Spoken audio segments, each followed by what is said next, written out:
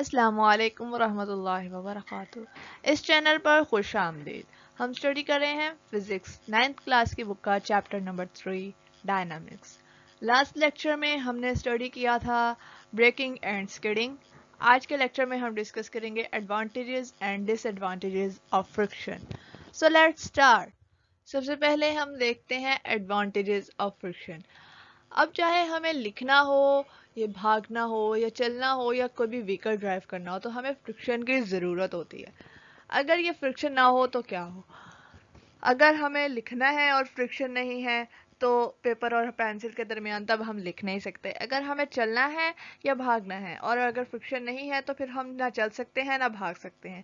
یہی وجہ ہے کہ جو سلپری گراؤنڈز ہیں کیونکہ ان کے اوپر جو ہے فرکشن جو ہے وہ کم ہو جاتی ہے، سو جب ان کے اوپر بھاگنے کی کوشش کی جاتی ہے تو بھاگنے والا انسان گر جاتا ہے۔ بالکل اسی وجہ سے جب جو ہے سلپری روڈز وغیرہ کے اوپر وہیکلز جو ہیں وہ ان کو بہت زیادہ فاسٹلی جو ہے وہ ڈرائیو کیا جاتا ہے اور پھر اچانک جو ہے فل فورس کے ساتھ بریکس اپلائی کیے جاتے ہیں تو جو فرکشن ہے وہاں پہ وہ ریڈیوس ہو چکی ہوتی ہے اور وہ پھر کیا ہوتا ہے کہ وہاں پہ ایکسیڈنٹس وغیرہ ہو سکتے ہیں۔ بالکل اسی طرح جو برڈز ہیں انہیں بھی جو ہے اپنے فلائی کرنے کے لیے یعنی اڑنے کے لیے جو ہے فرکشن کی ضرورت ہوتی ہے۔ اگر ایئر کے اندر ریزسٹنس نہیں ہوتی تو برڈز جو ہیں وہ بھی جو ہے اڑ نہیں سکتے۔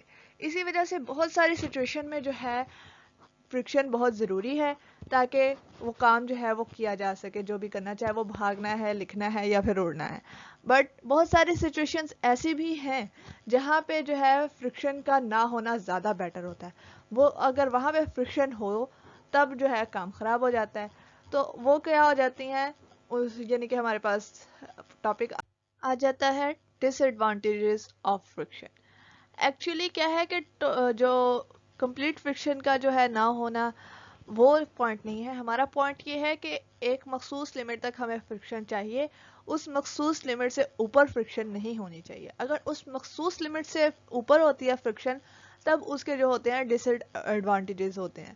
سو وہ سچویشنز کیا ہوتی ہیں ہمارے پاس؟ کیا ہے کہ ہمارے پاس ایک سچویشن ہے کہ کوئی بھی موونگ وہیکل ہے جو کہ ہائی سپیڈ پہ موو کر رہا ہے۔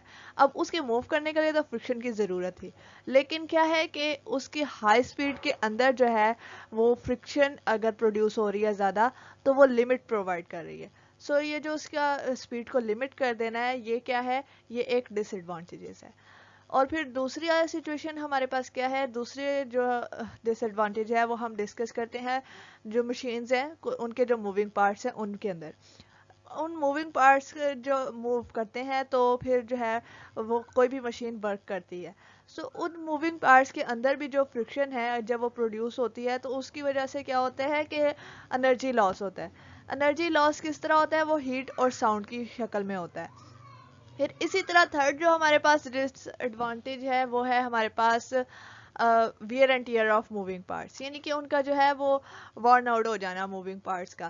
جس طرح کہ ہم نے اسکیڈنگ کے کیس میں پڑھا تھا کہ جب کوئی بھی وہیکل ہائی اسپیڈ پہ موو کر رہا تھا پھر ہم نے جو ہے ٹو اسٹرانگلی بریکس اپلائی کیے تو پھر کیا ہوا کہ جو ٹائرز تھے وہ اسکیڈ کرنے کی وجہ سے کیا ہوئے؟ وارن آؤٹ ہو گئے۔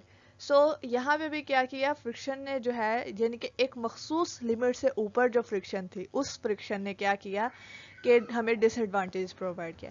یعنی کہ کیا ہے؟ Access of every thing is bad, یعنی کہ فرکشن ایک لمٹ تک چاہیے، اگر اس لمٹ سے اوپر ہے تو وہ بیڈ ہے اور وہ ہمیں ڈس ایڈوانٹیج پرووائڈ کرتی ہے۔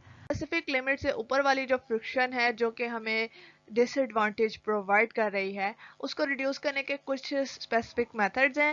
ان میتھڈز کو ہم next lecture methods of reducing friction میں ڈسکس کریں گے۔ آج کا جو لیکچر ہے وہ ایڈوانٹیجز اور ڈس ایڈوانٹیجز کو ڈسکس کرنے کے ساتھ یہیں پہ کمپلیٹ ہو چکا ہے۔ So till the next lecture, take care, اللہ حافظ۔